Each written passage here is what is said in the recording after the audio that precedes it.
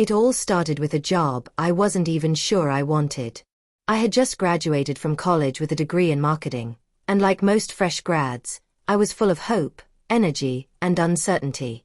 After applying to dozens of companies, I finally landed an entry-level assistant position at a mid-sized advertising agency in Chicago called Harper & Lane. It wasn't glamorous, but it paid the bills, and more importantly, it gave me an opportunity to prove myself. What I didn't expect was my boss, Logan Harper.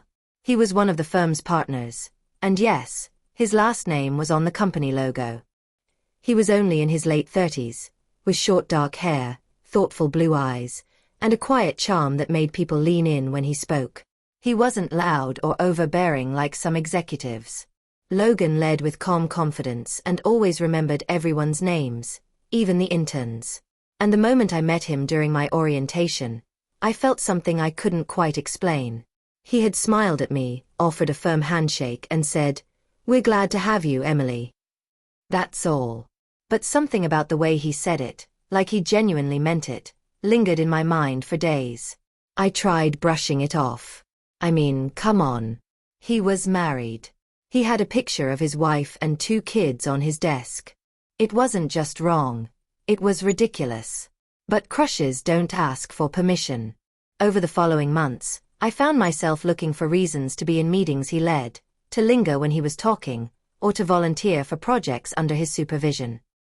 He never gave me any reason to think he noticed me in a special way.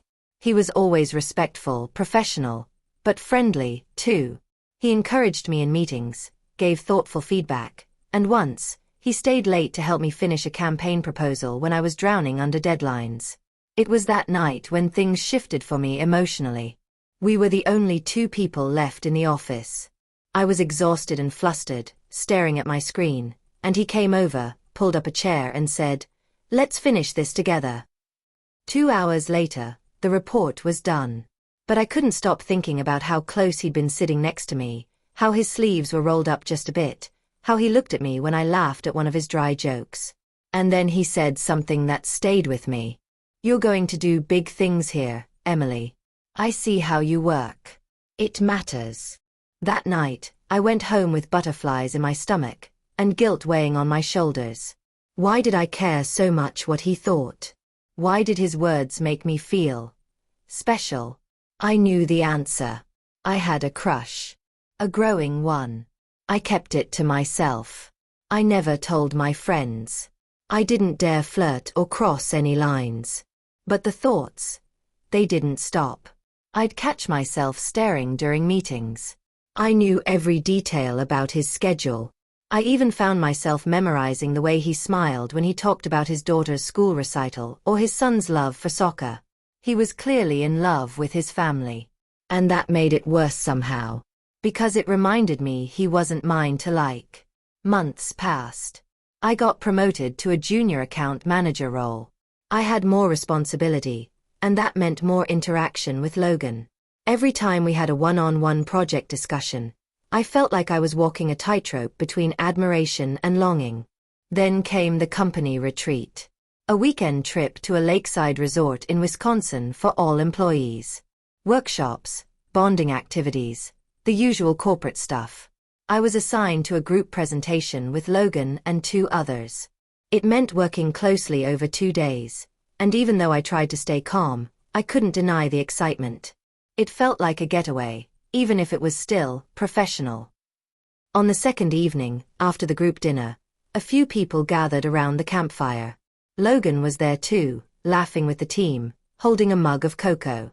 I sat a few seats away, trying to stay invisible, until he looked over and said, "Emily, come join us." I sat down.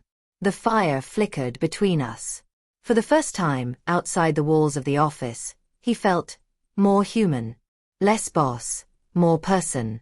He asked me about my family, my goals, my passions. He really listened. And then he said something unexpected. "I'm really proud of what you've done these past few months.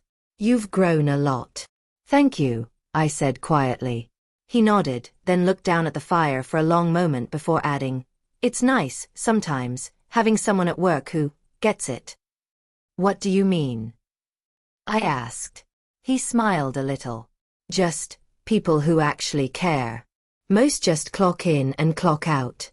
You care. I see it. I didn't know what to say. I felt like my chest was tightening. There was a silence that hung between us. Not awkward, just full. And then one of the interns cracked a joke, and the moment passed. The next morning, I avoided him. Not because he did anything wrong, but because I was afraid of myself. Afraid of what I wanted. Of what I might say if I let myself speak too freely. When the retreat ended and we returned to the city, things resumed their normal rhythm. But now, I felt something else. Distance. He wasn't cold. He wasn't rude. But he was more professional. As if he sensed something too. And maybe, just maybe, he was setting a boundary. Weeks passed like that. We barely interacted unless necessary. I threw myself into work, got praise from clients, even landed a solo pitch. But inside, I felt hollow. One afternoon, he called me into his office. I expected it to be about a campaign update. Instead, he closed the door and said, "Emily, I wanted to check in. How are you really doing?" I blinked. "I'm okay. Just keeping busy." He nodded. "I noticed you've been avoiding me." My heart stopped. "I'm not upset," he continued, his tone gentle. "I just wanted to make sure we're okay. I value your work. And your presence here." I swallowed hard. I didn't want to cross any lines. He studied me quietly. "You haven't." There was silence. Then he said, "You're a talented woman, Emily. And I'm lucky to have you on the team. But I'm also a married man. And I take that seriously." It wasn't cruel. It wasn't even a rejection. It was honest. And it hurt more because of that. I nodded. "I know. I respect that. I really do." He gave me a small smile. "Good. Because you're going to go far. And I'd hate to see anything get in the way of that. Especially feelings that can't go anywhere." When I left his office, I went to the bathroom, locked the stall, and cried. Quietly. Because it was the closure I didn't know I needed. From that day forward, I focused on my own journey. I signed up for advanced marketing courses. I led new projects. I started networking beyond the company. And eventually, I met someone. His name was Jordan. He was a freelance designer who I collaborated with on a campaign. He was kind, creative, and open-hearted. Nothing like the storm of emotions I felt for Logan, but maybe that was a good thing. Jordan grounded me. Months later, Logan announced he was stepping back from day-to-day operations to focus on his family and a personal passion project. His last week, he stopped by my desk. "Emily," he said, smiling, "keep making waves." "I will," I said softly. We shook hands. Just like the first day. But this time, I didn't walk away with butterflies. I walked away with clarity. Yes, I had a crush on my married boss. But in the end, it wasn't about him. It was about who I was becoming. And that was the most important relationship I could invest in.